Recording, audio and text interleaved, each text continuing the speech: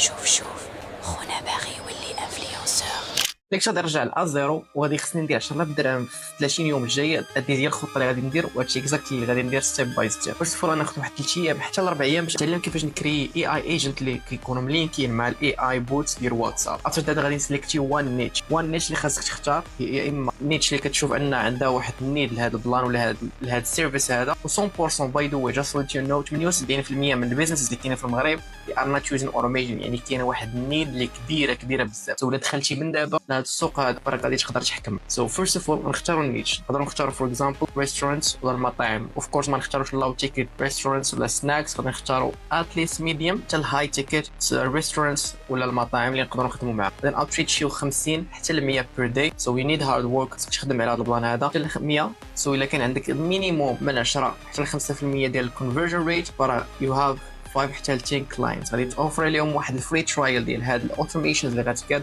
ديال هاد الاي اي ايجنت، وغادي يشوفوا ريزولتس. ام فيري شور بلي 100% غادي يعجبهم ريزولتس، غادي يطلعوا لهم كونفرجن ريت، غادي ما كيضيعوش الكلاينت. سو غادي يعجبهم هذاك الشيء وغادي يساينيو معاك باش انهم يخلصوك بير مانث مينيموم واحد 1500. سو 1500 درهم حتى 3000 درهم، راه عندك واحد 15000 حتى 30000 درهم غادي دير داك الشهر if you are able انك مينيموم تطلع واحد 5 حتى 10% ديال الكونفرجن ريت. سو الا بغيتي تتعلم اكزاكتلي انت كيفاش تكري هاد الواتساب اوتوميشنز والاي اي ايجنت اللي ار ريليتد تو واتساب باش انك تمانجي هاد الديتيلز كامل وتوفرهم انت other services, give me a comment. دير واحد الكومنت في واتساب غنصيفط لك واحد ستيب باي ستيب ورك فلو ستيب باي ستيب ديتيلز اللي تقدر انت كيفاش انك تكري هذا الشيء، ونعطيك حتى واحد ورك فلو في انيتين فور فري، يعني تقدر جاست امبورت في انيتين وتخدم به وتكري انت الاوتوميشن